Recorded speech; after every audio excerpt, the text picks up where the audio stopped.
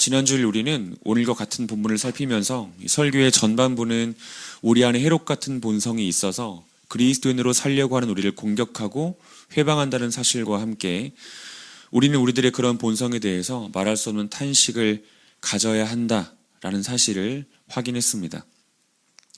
더불어 설교의 후반부는 헤롯의 남아 살해 계획을 미리 말씀해 주시지 않고 닥쳐서야 말씀하시는 하나님, 그리고 말씀의 친절한 설명이나 장황한 설명을 더하시지 않고 무작정 이집트로 내려가라고 하시는 그 하나님의 모습을 통해서 믿음의 본질이 무엇인지를 생각해 보았습니다.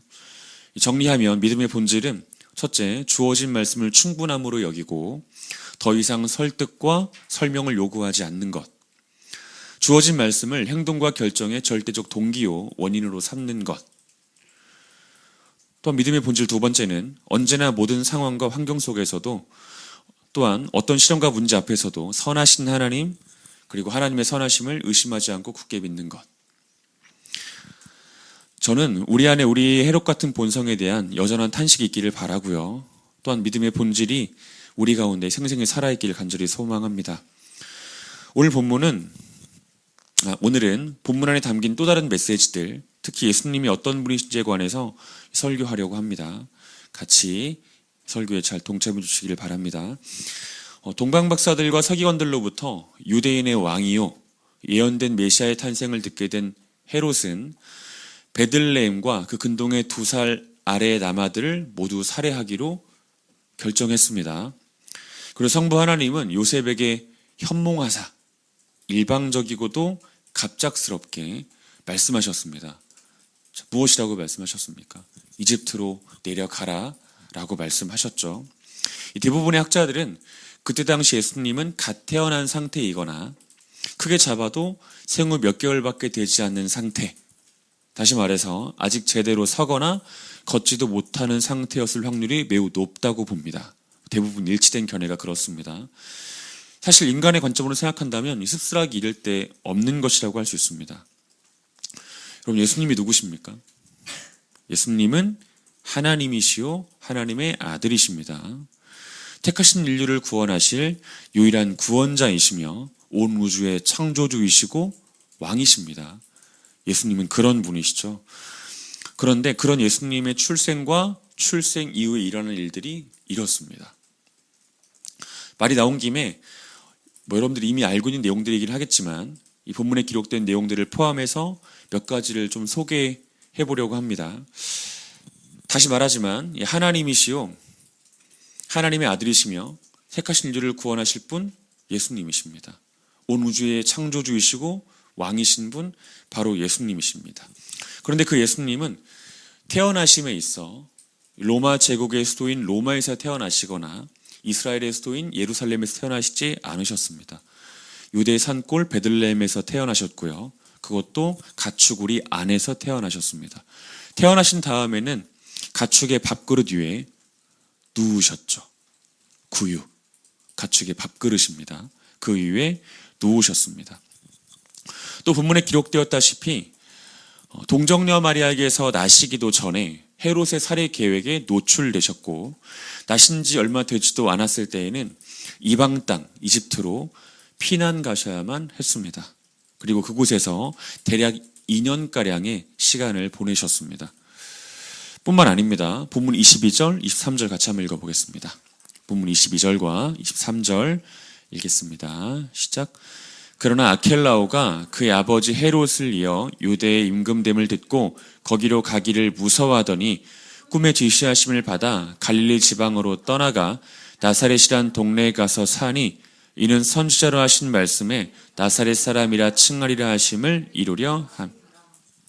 자, 방금 읽은 구절은 요셉이 이집트로 떠난 지 2년 만에 하나님께서 다시 한번 그에게 현몽하시고 무엇인가를 가르쳐 주시는 내용이죠.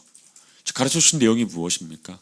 헤롯이 죽었다는 것이고 그의 아들 아켈라오가 예루살렘 및 베들레헴이 속한 유대 지역의 왕이 되었다는 것을 가르쳐 주는 내용입니다. 하나님께서 그것을 가르쳐 주시죠. 그리고 요셉이 그의 가족들과 함께 다시 이스라엘로 올라가는 내용이 방금 읽었던 구절 속 내용입니다. 자, 그런데 요셉이 향한 곳이 어디입니까, 여러분? 유대 베들레헴입니까? 아니죠. 갈릴리 나사렛입니다. 갈릴리 나사렛. 갈릴리와 나사렛에 관해서 간략하게 한번 정리해 보면, 자, 먼저 갈릴리는 유대 그리고 사마리아와 함께 이스라엘의 세 지역 중에 하나입니다. 그러니까 이스라엘은 크게 세 지역으로 구분되거든요. 갈릴리, 사마리아, 유대. 크게 세 지역으로 구분되는데 그 세 지역 중에 한 곳입니다. 이스라엘의 최북방에 위치한 지역입니다. 이스라엘 최북방에 위치한 지역.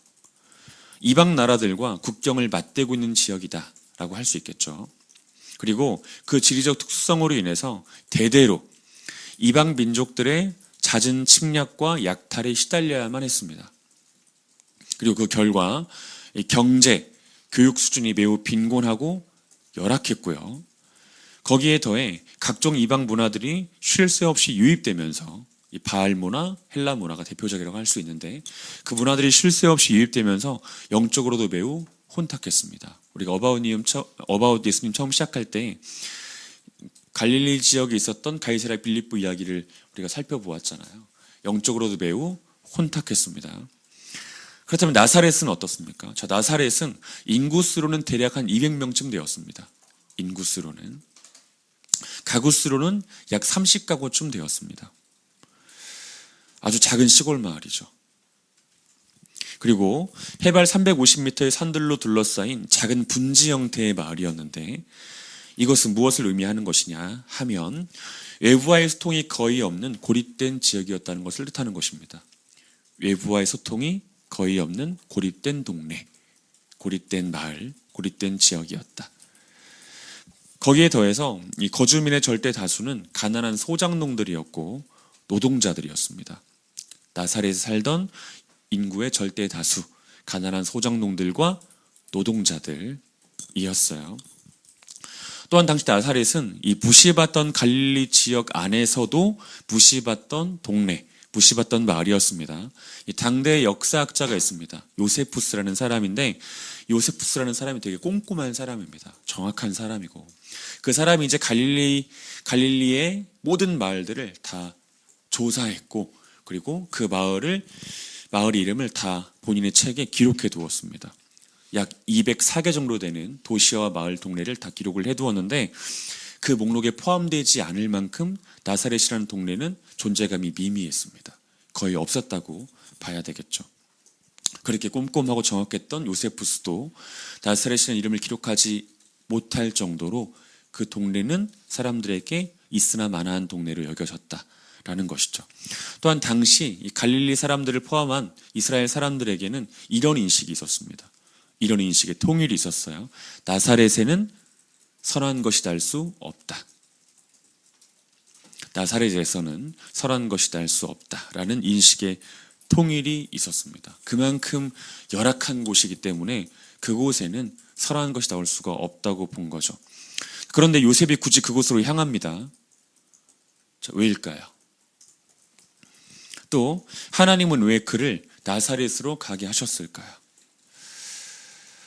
여기 한 걸음 더 나아가 보겠습니다. 자, 예수님은 이집트에서 올라오신 뒤부터 나사렛이라는 동네에서 공생애가 시작되시기 전까지 28년을 사셨습니다. 28년. 그러니까 2살까지는 이집트에 사셨고 2살 이후부터 공생애 전까지는 나사렛에서 쭉 사셨습니다. 28년을 그곳에서. 무엇하며 사셨습니까? 뭐하며 사셨죠? 목수의 일을 감당하셨습니다. 목수. 자, 목수 어떤 느낌이 듭니까? 목수하면 테토남. 자, 오늘날 목수는 이 전문 직업인으로서 위치가 분명하죠. 전문 직업인이잖아요. 위치가 분명합니다. 하지만 당시에는 그렇지 않았습니다. 당시 목수는 농사 지을 땅이 없는 사람들, 그리고 몇 마리의 가축조차 없는 사람들이 등 떠밀리듯 선택하는 직업이었습니다. 당시 목수는 어쩔 수 없이 너무 가난하기 때문에 선택할 수밖에 없는 직업이었죠. 특히 나무가 귀했던 당시 팔레스타인 지역에서의 목수는 이 나무만이 아니라 돌, 금속 등을 다뤄야 되는 건축 노동자였습니다. 정확히 표현하자면 일용직 노동자의 삶이었다 할 수 있겠죠. 이것은 곧 무엇을 말하는 겁니까? 예수님 역시 나사렛에서 일용직 노동자의 삶을 28년 동안, 28년은 아니겠죠. 성인이 된 이후부터는 쭉 사셨다 할 수 있고, 건축 노동자의 삶을 살았다라고 할 수 있습니다. 그러니까 우리는 예수님 생각하면은 이제 어떤 그 공방 같은 곳에서 이렇게 대패질도 좀 하고 이렇게 좀 생각하지만, 그런 일보다는 건축 현장에서 벽돌을 나르거나 이 금속을 나르는 일들을 훨씬 더 많이 하셨다 할 수 있습니다. 자, 그렇다면 여기서 다시 한번 질문해 보겠습니다. 성부 하나님은 하나밖에 없는 아들 예수님, 그 예수님의 삶을 왜 이렇게 인도하신 것일까? 예수님은 왜 그 모든 일에 저원과 순종을 보이신 것일까? 왜 이렇게 성부 하나님은 예수님을 인도하신 것이고 예수님은 이 길을 선택하신 것일까? 자, 여러 경건한 해석들을 내놓을 수 있고 또 말할 수 있겠지만 저는 오늘 여러분들에게 두 가지 말씀드리려고 합니다. 첫 번째는 택하신 이들을 위로하시고 그들과의 친밀한 사귐을 위해서입니다. 택하신 이들을 위로하시고 택하신 자들과의 친밀한 사귐을 위해서다. 위에서 언급한 것이 아니라고 하더라도 예수님의 이 땅에서의 생애의 대부분은, 다시 말해서 성육신부터 십자가까지 그 모든 시간은 모두 자기 비하에 해당하는 시간이었습니다. 예수님의 자기 비하에 해당하는 시간이었어요. 그리고 예수님의 그러한 자기 비하 이유에 대해서 많은 사람들은 히브리서 4장 15절을 근거로 우리의 연약함을 체휼하기 위해서라고 말합니다. 우리의 연약함을 체휼하기 위해서다. 그래서 예수님께서 스스로 비하하신 것이다. 이렇게 이야기를 하죠. 즉 육체를 입으심으로 육체를 가진 이들의 고통을 직접 경험하기 위해서 비하의 길을 선택하셨다. 이렇게 보는 겁니다. 하지만 이렇게만 말하면 좀 부족하죠. 이런 질문이 나올 수밖에 없는 겁니다. 그 육체를 입으시고 육체를 가진 이들의 고통을 직접 경험하심으로 얻으시는 유익은 뭔데? 라는 질문이 나올 수밖에 없는 거잖아요. 이런 반문이 생길 수밖에 없습니다.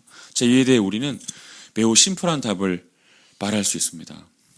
자, 예수님의 비하는 택하신 이들을 정서적으로 위로하시고 그들과의 친밀한 사귐을 위해서입니다. 예수님은 택하신 이들을 아는 존재이시죠. 택하신 이들을 아는 존재. 그러나 그 아는 존재를 넘어서 그들과 함께 앓는 존재가 되고 싶어 하셨습니다. 그들을 아는 존재를 넘어 그들과 함께 앓는 존재가 되고 싶으셨던 거라고 할 수 있습니다. 그리고 택하신 이들은 그 사실을 알게 될 때 깊은 위로를 누릴 수 있고 예수님과 더 깊은 사귐 속으로 들어갈 수 있게 됩니다. 두 번째, 택하신 이들을 향하신 하나님의 열심, 의지, 사랑을 보여주시기 위해서라고 할 수 있습니다.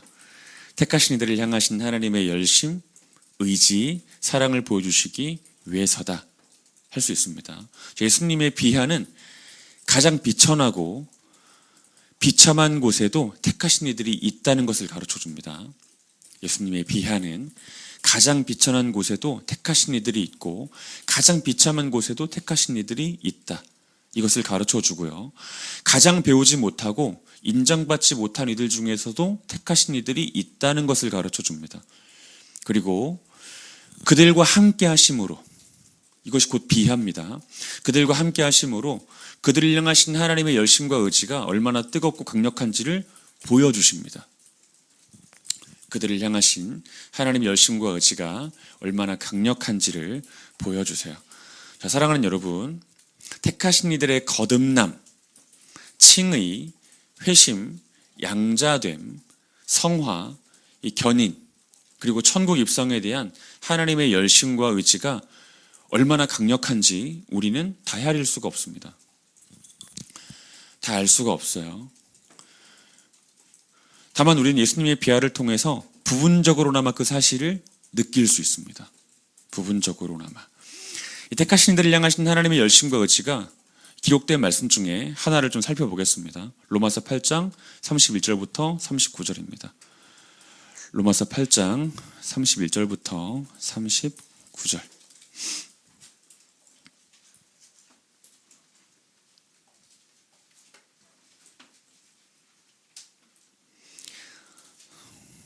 같이 읽겠습니다.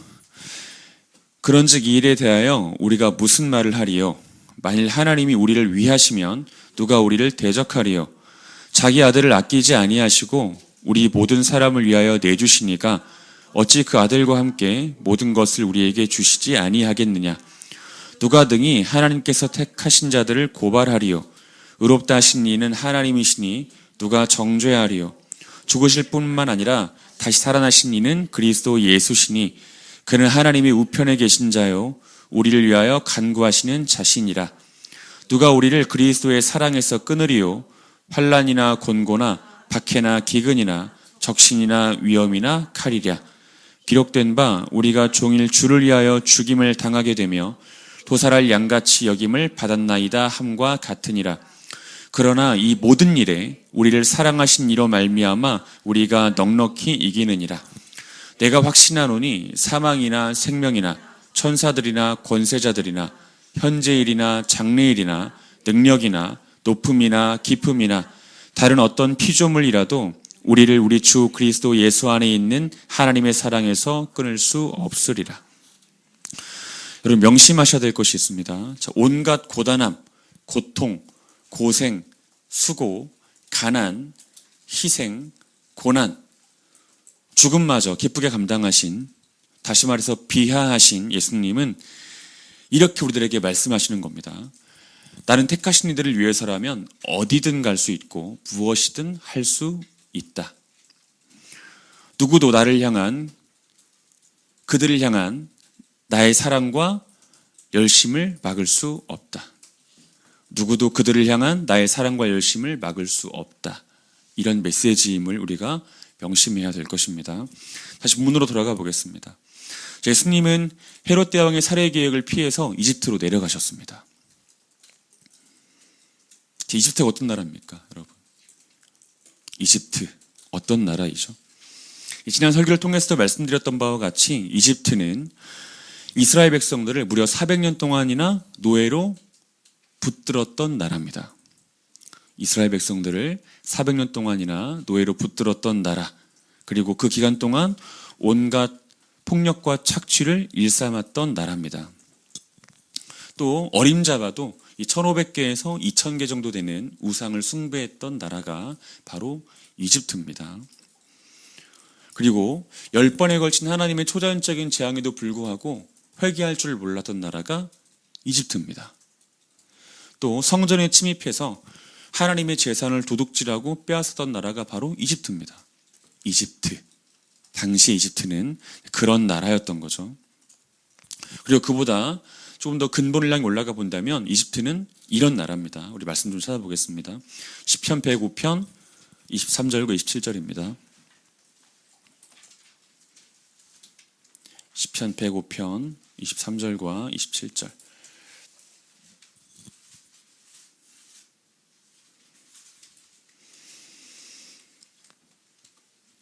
같이 읽어보겠습니다. 시작. 이 이스라엘이 애굽에 들어가며 야곱이 하멜 땅의 나그네가 되었도다. 27절 읽겠습니다.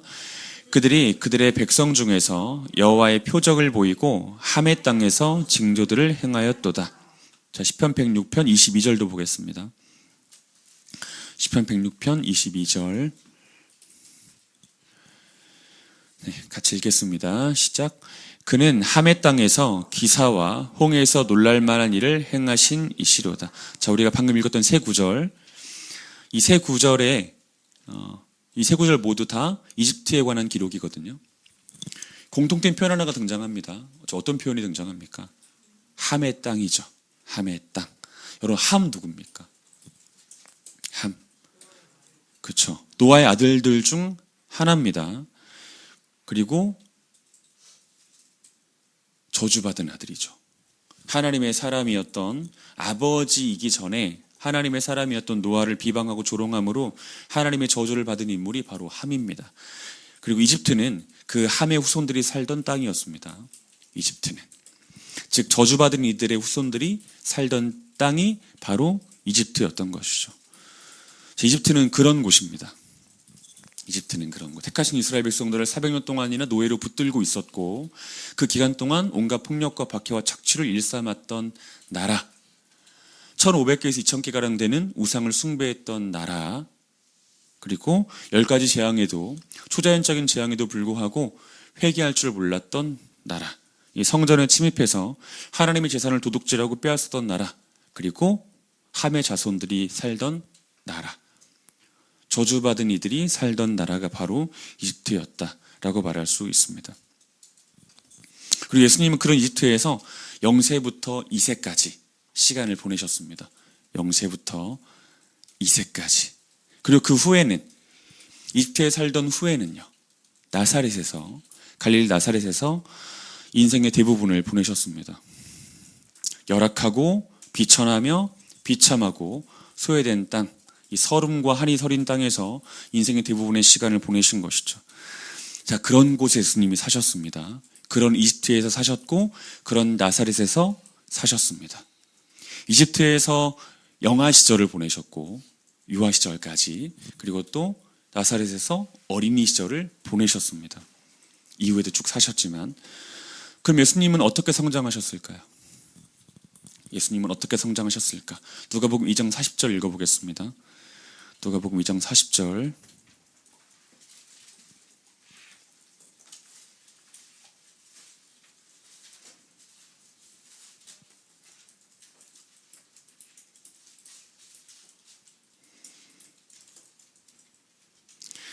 같이 읽겠습니다. 시작. 아기가 자라며 강하여지고 지혜가 충만하며 하나님의 은혜가 그의 위에 있더라. 아기가 자라며 강하여지고 지혜가 충만하며 하나님의 은혜가 그 위에 있더라. 누가복음의 기자인 누가는 예수님이 성장 과정 속에서 영과 육체가 모두 자랐다고, 또 강해졌다고, 지혜가 충만해졌다고, 그리고 하나님의 은혜가 그 위에 있었다고 기록하고 있습니다. 예수님 어떤 분이십니까, 여러분? 예수님은 악한 환경과 처참한 상황에 무너지지 않는 분이셨습니다. 예수님은요. 또 그 땅에 서려 있는 죄와 사망과 저주가 침범할 수 없는 분이셨습니다. 악한 환경과 처참한 상황에 무너지지 않는 분, 죄와 사망과 저주가 침범할 수 없는 분. 우리 예수님은 그토록 강건하신 분이셨죠. 그러나 거기서 끝이 아닙니다. 우리 예수님은 택하신 이들을 강건한 자신의 일부로 영접하심으로, 택하신 이들을 강건한 자신의 일부로 영접하심으로 그들 역시 환경과 상황에 지지 않는 존재, 또 죄와 사망과 저주가 침범할 수 없는 존재가 되게 하신 분이십니다. 다시 한번 정리해 드릴게요. 예수님은, 이 본문 속 예수님은 이런 분이세요. 악한 환경과 처참한 상황에 무너지지 않는 분, 죄와 사망과 저주가 감히 침범할 수 없는 분, 그런 분이십니다. 그리고 여기 한 걸음 더 나아가서 예수님은 그런 자신의 일부로 택하신 이들을 받아들이시고 그들 역시 마찬가지로 악한 환경과 처참한 상황에 무너지지 않게 하시고요. 그리고 죄와 사망과 저주가 침범할 수 없도록 해주시는 분이십니다. 우리 예수님이 바로 그런 분이시다라고 할 수 있습니다. 자, 성경 곳곳에는 그리스도께서 당신의 일부로 영접해 주신 이들이 그리스도의 승리로 말미암아 최후 승리를 얻게 된다는 기록이 있습니다. 성경 곳곳에는 승리하신 예수 그리스도, 그 예수 그리스도께서 누군가를 자신에게로 영접하심으로 그들 역시 예수 그리스도의 승리를 인해서 최후 승리를 얻게 된다라고 하는 기록이 성경 곳곳에 기록되어 있다고요. 말씀 보겠습니다. 요한복음 16장 33절입니다. 같이 읽겠습니다. 시작. 이것을 너희에게 이르는 것은 너희로 내 안에서 평안을 누리게 하려 함이라. 세상에서는 너희가 환난을 당하나 담대하라. 내가 세상을 이기었노라. 또 요한일서 5장 4절 보겠습니다. 요한일서 5장 4절.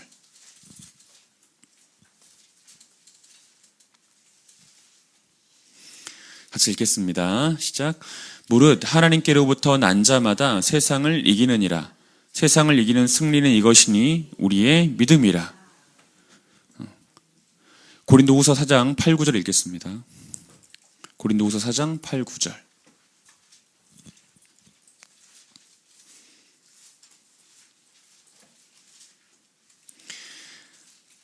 읽겠습니다. 시작.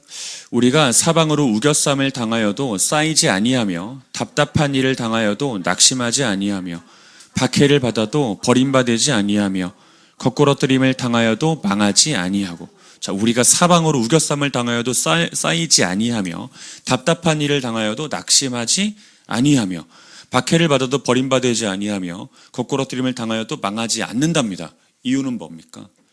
우리가 강건하신 예수 그리스도의 몸의 일부가 되었기 때문이에요. 강건하신 예수 그리스도께서 우리를 영접해 주셔서 그의 몸의 일부가 되게 해주셨기 때문에 예수 그리스도의 승리가 곧 우리들의 승리가 되어 죄와 사망과 저주가 우리를 침범치 못하게 된 것이고 비참한 환경과 처참한 문제가 우리를 어찌할 수 없게 된 겁니다. 이해되셨죠? 본문 속 예수님은 바로 그런 분이시다. 자신의 모습으로 그것을 증언해 주신 분이시다. 우리가 이 사실을 기억할 수 있으면 좋겠습니다. 이제 마지막 메시지 전하고 설교를 맺겠습니다. 자, 우리가 오늘 살펴보고 있는 본문은 총 5개의 구약 성경 속 구절들과 파트들을 직간접적으로 인용하고 있습니다. 우리가 바라보는 이 본문 속에는 우리가 미처 다 파악하지 못할 수도 있지만 총 5개의 구약 성경 속 구절들이 있고요. 또 배경들이 있습니다. 이 본문에는 각각을 구체적으로 말씀을 드려보면 이 본문 15절은 호세아 11장 1절을 직접 인용한 것이고 본문 18절은 예레미야 31장 15절을 직접 인용한 것입니다. 또 23절은 이사야 11장 1절과 이사야 53장 10편 22편 이 전반적인 내용을 배경으로 삼고 있습니다. 다시 말씀드려 볼게요. 본문 15절은 호세아 11장 1절을 직접 인용하고 있고 18절은 예레미야 31장 15절을 직접 인용하고 있습니다. 또 본문 23절은 이사야 11장 1절과 이사야 53장 10편 22편의 내용을 배경으로 삼고 있습니다.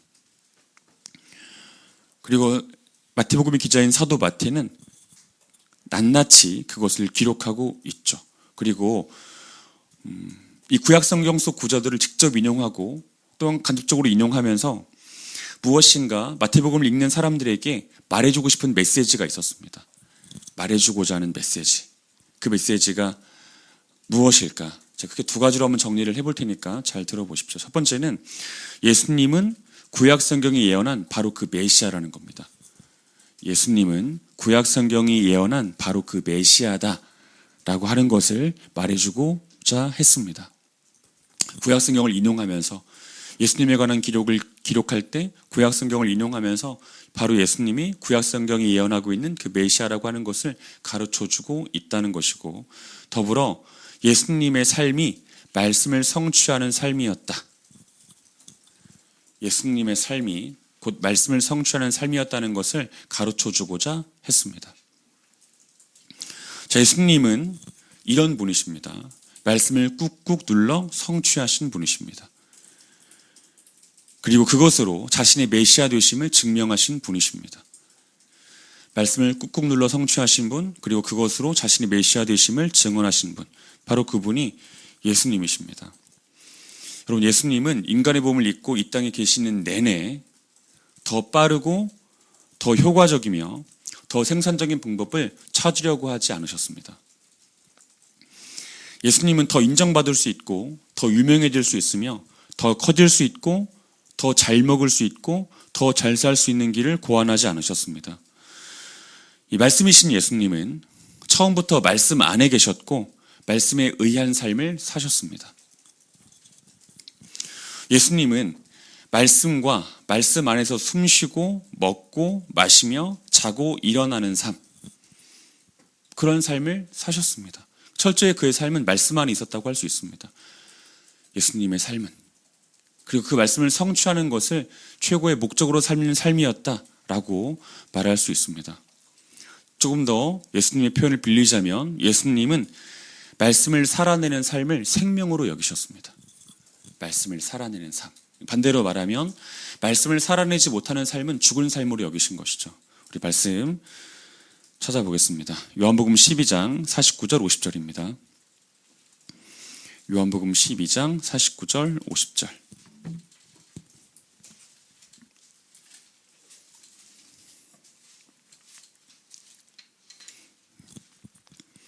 요한복음 12장 49절 50절 읽습니다. 시작.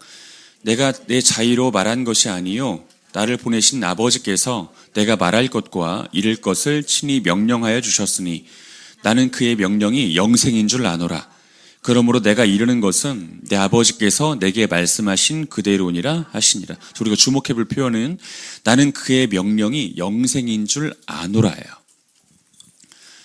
그의 명령이 무엇입니까? 여기서 말하는 하나님의 말씀이죠. 아버지의 말씀입니다. 그의 말씀이 영생인 줄 알았대요. 그의 말씀이. 자, 사랑하는 여러분, 예수님은 하나님의 말씀을 영생으로 여겼습니다. 생명으로 여겼어요. 하나님의 말씀. 그리고 그 말씀을 단순한 말씀이 아니라 명령으로 받들었습니다. 아버지의 말씀을 단순한 말씀이 아닌 명령으로 받들었어요. 그리고 그 말씀을, 그 명령을 지키는 삶을 진정 사는 것처럼 사는 삶으로 여기신 분이십니다. 예수님은요.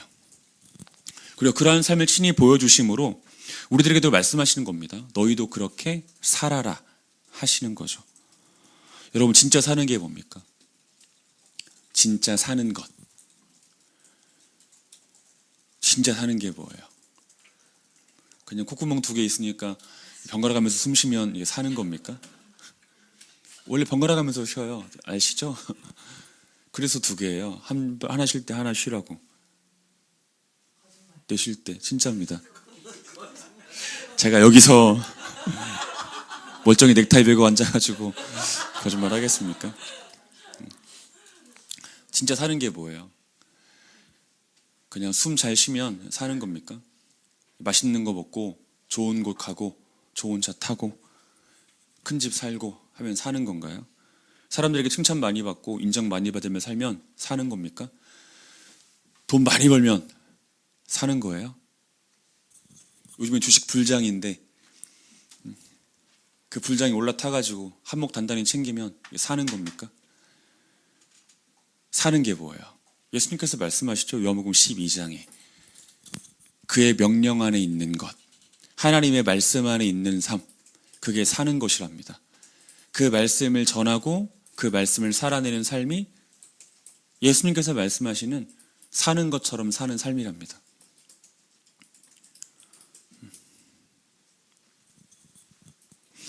여러분, 마태복음 총 28장으로 구성이 되어 있습니다. 마태복음 총 28장으로 알고 계시죠? 마태복음은 28장으로 기록되어 있어요.